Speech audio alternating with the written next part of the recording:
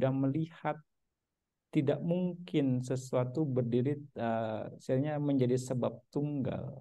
Itu ya yang satu kondisi akan mengkondisikan kondisi-kondisi yang lain untuk terkondisi. Ya, jadi sesuatu itu bukan karena satu kondisi saja semuanya bisa, tapi banyak kondisi-kondisi yang lain yang berperan. Itu yang dibilang akhirnya ketidakpastian itulah, ya kan? Ya, makanya kita nggak bisa klaim karena ini, termasuk juga Buddha katakan kalau kita selalu hanya misalnya bilang ini kama, kama, kama, itu juga pandangan salah. Ya, ya itu pubehetu kama. Nah itu pandangan salah juga karena sesuatu nggak bisa berdiri sendiri, sesuatu nggak ada sebab tunggal. Nah itu yang akhirnya bisa jadi masalah. Misalnya, oke, kebetulan aja deh dirubah hong shui-nya dia jadi maju. Orang akan pakar hong shui gara-gara hong shui-nya tuh maju. Ya kan? Jadi itu yang dibuat caranya jadi apa namanya jualannya gitu kan.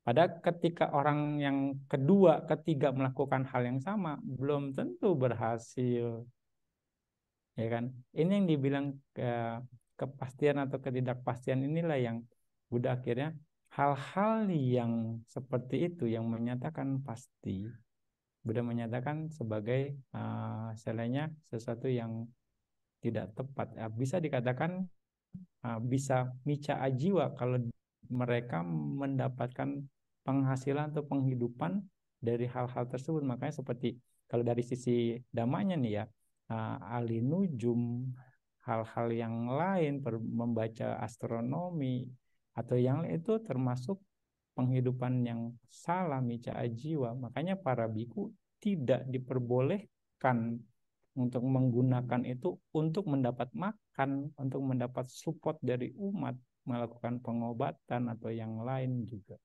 Itu termasuknya.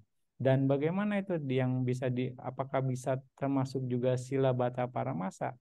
Mungkin bisa mengarah ke sana. Kalau memang ketika ritual yang dilakukan atau apapun yang dilakukan itu menganggap ini bisa mensucikan semuanya. Orangnya pada akhirnya ketika sudah melekat dia akan membenarkan gitu kan, bisa saja ya itu akhirnya ya artinya oke lah, misalnya udah sembahyang apalah, sembahyang ini udah karma buruk saya habis semua, nah, saya bersih lagi nih misalnya gitu. Nah seperti itu bisa saja akhirnya dia percaya diri, ya dosa-dosa saya sudah dihapus misalnya gitu, ya kan. Nah, itu akhirnya bisa menyebabkan pandangan salah, sila bata paramasa, menganggap suatu ritual ataupun apapun itu menyebabkan seseorang bisa menjadi suci, bisa mengarah ke sana, sangat mungkin ya hal-hal tersebut. Tergantung situasinya juga sih secara ini ya. Kalau ketika kita merasanya nggak nyaman atau bagaimana ya kita bisa pertimbangkan loh. Nah, mungkin kita analisa ketika emo feng shui atau apapun itu hanya tata letak supaya nyaman, ya kan semuanya nyaman. Nah ketika kondisi nyaman itu tercipta bikin pikiran kita enak kan, ngelihatnya enak gitu kan, akhirnya pikiran kita enak, artinya citanya akan berpengaruh. Ketika cita kita nyaman ya itu akan mengkondisikan mungkin karma baik yang lain mendekat, seperti itu.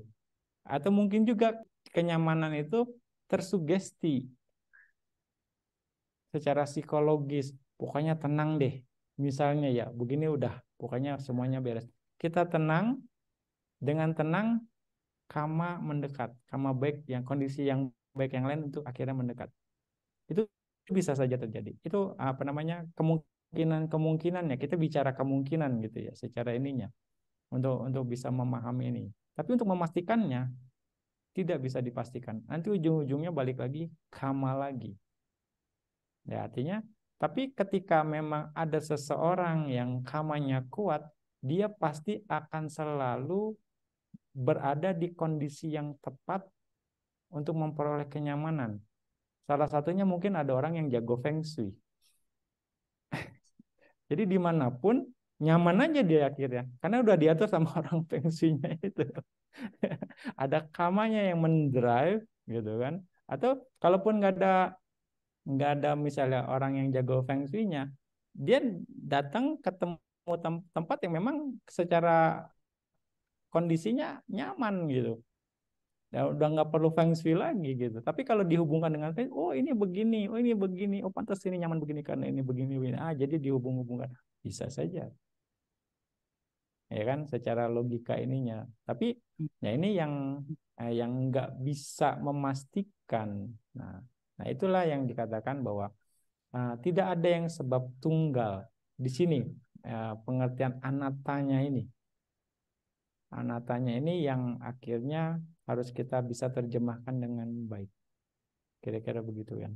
Yang selalu Bante katakan juga, kama, cita, utu, dan ahara. 4 kondisi ini yang berperan satu dengan yang lain, yang saling istilahnya melengkapi.